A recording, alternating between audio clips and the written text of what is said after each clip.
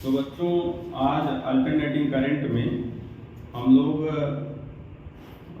उसकी average value को देखेंगे कि अल्टरनेटिंग करंट का पर साइकिल एवरेज वैल्यू कितनी होती है। तो हम लोगों ने इसको देखा, अल्टरनेटिंग करंट के ग्राफ को देखा था। उसमें फर्स्ट हाफ साइकिल के लिए इसकी वैल्यू पॉजिटिव आई थी, धनात्मक आया था इसका मान, और अगले हाफ साइकिल के लिए इसकी वैल्यू निगेटिव आई थी, ऋणात्मक आया था। तो इसमें हम देखेंगे कि अल्टरनेटिंग करंट की average value for half cycle, complete cycle के लिए अगर हम अल्टरनेटिंग करंट के वैल्यू को देखें तो 0 हो जाती है। तो हमारे पास होगा एवरेज वैल्यू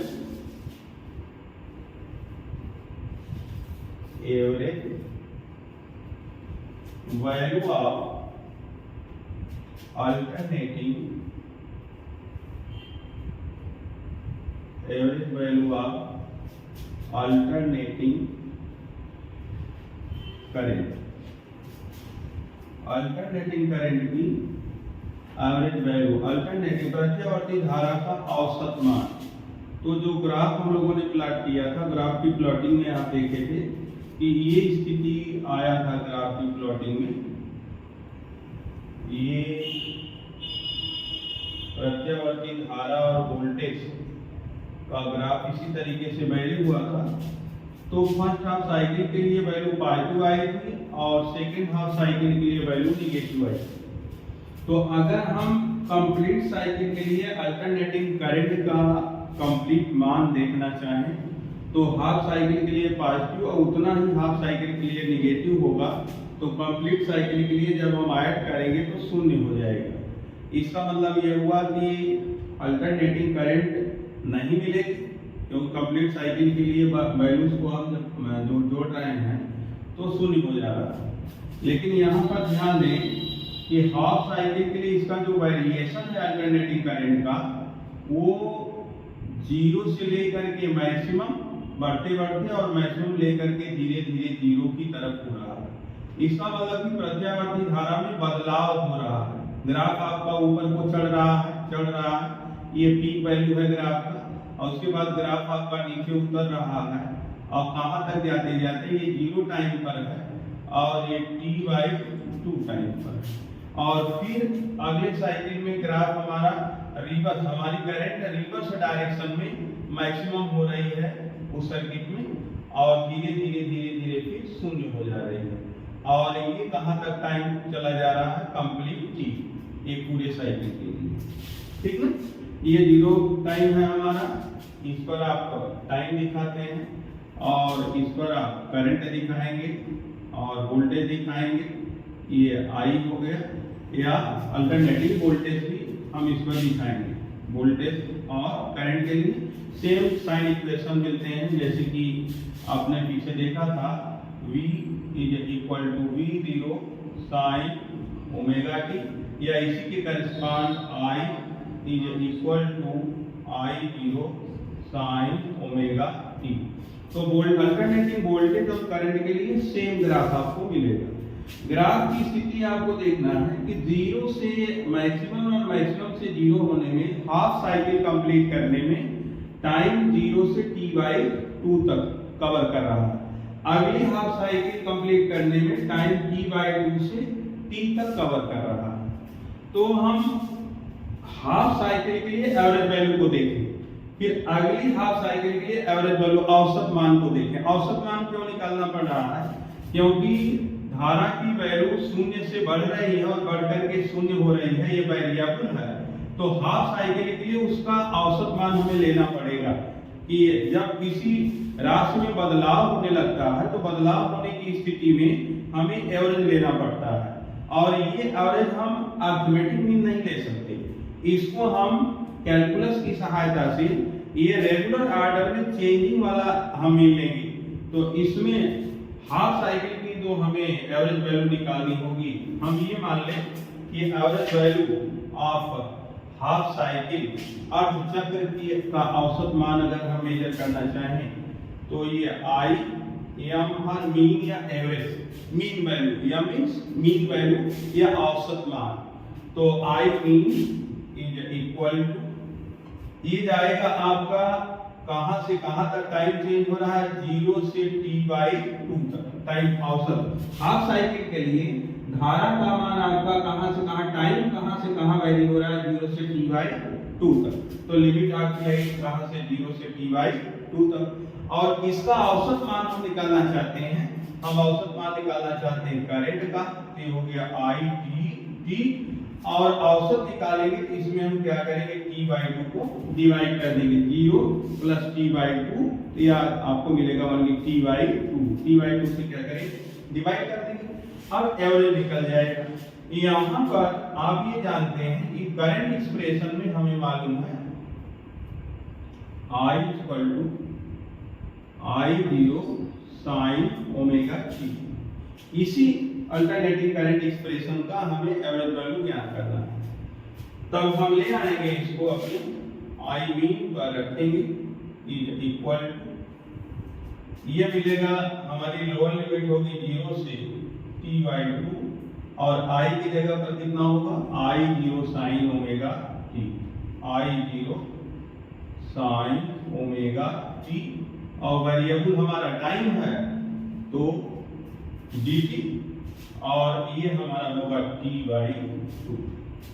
ये एक्सप्रेशन यहाँ पर एक बार फिर आप समझ लें कि हम प्रत्यावर्ती धारा के अर्ध चक्र के लिए औसत मान को ज्ञात करना चाहते हैं, और उस प्रत्यावर्ती धारा में वेरिएबल हमारा टाइम है, टाइम के रिस्पेक्ट में वो वैरी हो रहा है। तो अर्ध चक्र के लिए हमारा समय लिमिट 0 से कहां तक जाएगा, t/2 तक। क्योंकि हम औसत मान ले रहे हैं इसलिए उसमें हम t/2 का क्या करेंगे, डिवाइड कर देंगे। ये बात समझ में, t/2 का डिवाइडेशन क्यों हुआ, t/2 का डिवाइडेशन इसीलिए हो रहा है कि हमारा टाइम कवर कर रहा है t/2 तक। तो अब t/2 से डिवाइड कर दिए। प्रीवियस लेक्चर में आपको ये बात बताया गया था कि t इज इक्वल टू 2π/ओमेगा, t इक्वल टू 2π/ओमेगा, या ओमेगा इक्वल टू 2π/t। ठीक है, तो यहां से हम इसमें सब्स्टिट्यूट करेंगे, t की कैपिटल T जहां जहां है वहां हम 2π/ओमेगा को सब्स्टिट्यूट करेंगे।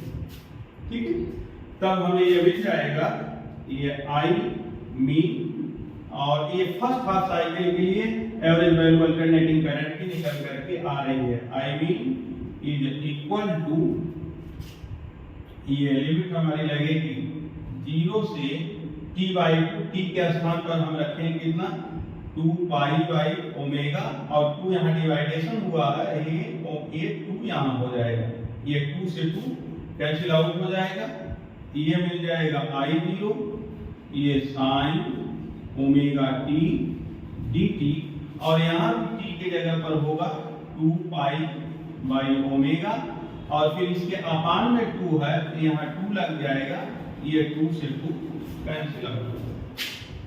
ठीक है, फिर नेक्स्ट स्टेप होगा ये, it implies I mean is equal to, यहाँ फिर होगा π/ओमेगा, और ये ओमेगा अपान के अपान में होगा, ये ऊपर चला जाएगा, तो ये आपको मिल जाएगा यहाँ ओमेगा अपान पाई, और ये एक्सप्रेशन हमारा चेंज हो जाएगा, ये 0, और लिमिट होगी π/ओमेगा, I0 sin omega t dt।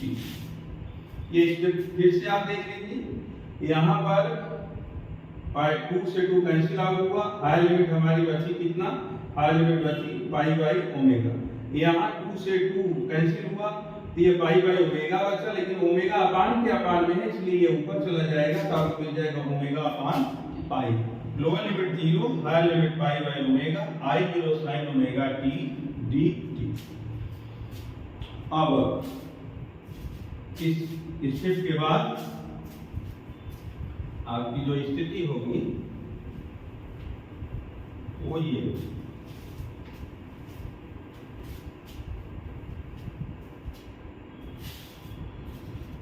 तो हमें मिलेगा, it implies I mean is equal to omega upon pi, और इसका इंटीग्रेशन जो होगा आई जीरो कांस्टेंट है, कांस्टेंट को हम इंटीग्रेशन से क्या करेंगे, बाहर कर लेंगे। ये हमें हो जाएगा I zero, lower limit zero और higher limit pi by omega, और एक्सप्रेशन में होगा sine omega T D. Clear? ये आपका आई जीरो ये कांस्टेंट है, इंटीग्रेशन से बाहर हो जाएगा, lower limit zero higher limit pi by omega. अब हम साइन ओमेगा टी का इंटीग्रेशन करेंगे। तो sine omega T, sine theta का integration minus of cos theta होता है, तो साइन ओमेगा टी का integration minus of cos omega t हो जाएगा। तो ये आपका आगे बढ़ेगा, it implies I mean is equal to omega upon pi, ये आई जीरो, और ये इंटीग्रेशन होगा minus of cos omega t, और लोअर लिमिट होगी हमारी जीरो और हायर लिमिट होगी ओमेगा अपॉन पाई। लेकिन इंटीग्रेशन में अभी ओमेगा टी का भी इंटीग्रेशन होगा, क्योंकि हमारा वेरिएबल टी है, इसलिए हम ओमेगा टी का इंटीग्रेशन करेंगे तो 1 बाई ओमेगा फ्री होगा, तो इसमें ओमेगा का डिवाइडेशन हो जाएगा 1 बाई ओमेगा। ये साइन ओमेगा टी का इंटीग्रेशन हो गया, लोअर लिमिट आपकी हो गई जीरो और हायर लिमिट हो गई पाई बाई ओमेगा। क्लियर? अब इसमें ओमेगा को हम बाहर कर सकते हैं यहां से, तो आपको मिल जाएगा I mean is equal to omega upon pi I zero, और ये ओमेगा यहां बाहर हो गया, तो ये हो गया आपका omega minus of cos omega t, lower limit zero higher limit pi by omega. Clear? अब ओमेगा से ओमेगा ये कैंसिल आउट होगा, तो हमारे पास फिर स्थिति बनेगी